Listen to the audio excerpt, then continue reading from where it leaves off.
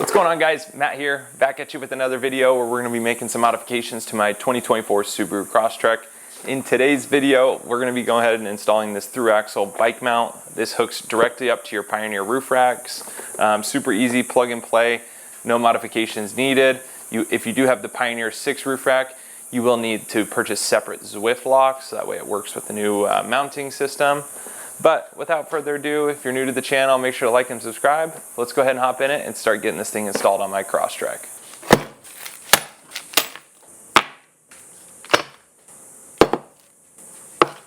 So once you go ahead and get everything laid out, you're going to take your first bracket. This is going to be for the rear.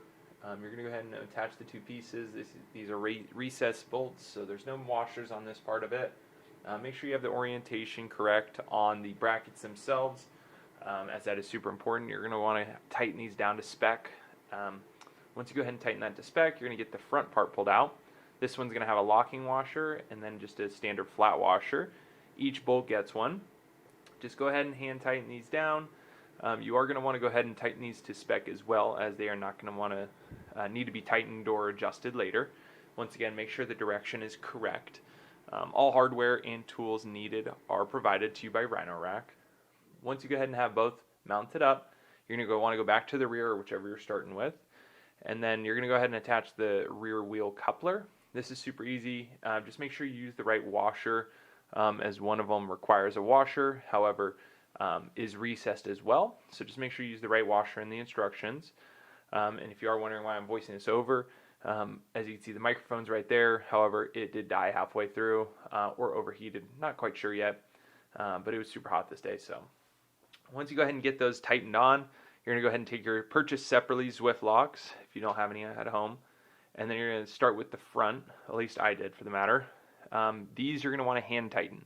Make sure to leave them loose enough, as later on in the video you'll see I did mount up the bike up there just to get the length correct, as you want to make sure everything is sitting flush. Once you get the front loosely tightened on, pop to the rear, pop your Zwift locks into the channels. Once again, bolt, locking washer and flat washer go in. Simply hand tighten them. Make sure they're lined up as well, so that way they slide in the channel. Here's the part where you want to take your bike. Obviously every bike's length is a little different.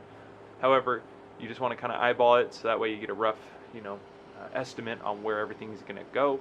So that way you're not damaging your frame or your roof rack when you go to take the front wheel off. Once you get everything lined up, go ahead and take that wheel off. See, you still want to leave them loose, so that way you can make final adjustments once everything is kind of bolted together. You're going to want to start with the front. You pop the rear wheel in the cup, but don't tighten it in, and then line up the holes on the for the fork, and then you're going to take your axle, slide it through, and then you don't need to tighten these too hard. Obviously, similar tightness to what you'd have on a wheel, so that way you're not over tightening or cracking anything. And then in that case, when you do need to get your bike off, you're not having too hard of a time. Make sure not to leave them too loose though, as this is your valuable bike, probably going between 45 to 60 miles an hour on a roof, so you don't want that coming off. Once you go ahead and get that tightened in, see, as you can see, having the brackets loose is imperative, so that way you can go ahead and line up the wheel. I pushed mine a little too far forward in the video. I meant to film more, but everything was getting too hot and dying, so I didn't get the end shots. But then you slide it back, tighten it in, and then once you go ahead and get that strap on there to where you feel like it's in a good position, this is real simply just go ahead and tighten in the bolts to the Rhino-Rack platform. So super easy. Everything is going in according to plan. You want to tighten this to the Newton meters as you see in the instructions, and then from there you are good to go. If you've made it this far in the video, I really appreciate it. It means so much. I hope everybody has been enjoying this content lately with the installations and the mild off-roading and all that kind of stuff. Make sure to hit that like and subscribe button if you haven't already. If you have any questions about any of the modifications I've done to either my Jeep or Subaru, please leave it in the comments. I love helping people out and going over different products. If you like any of the products you've seen in the video, I'll leave a link to it in the description on where I get all my accessories. But without further ado, appreciate you sticking around if you've made it this far. Appreciate you, and I'll see you guys in the next video.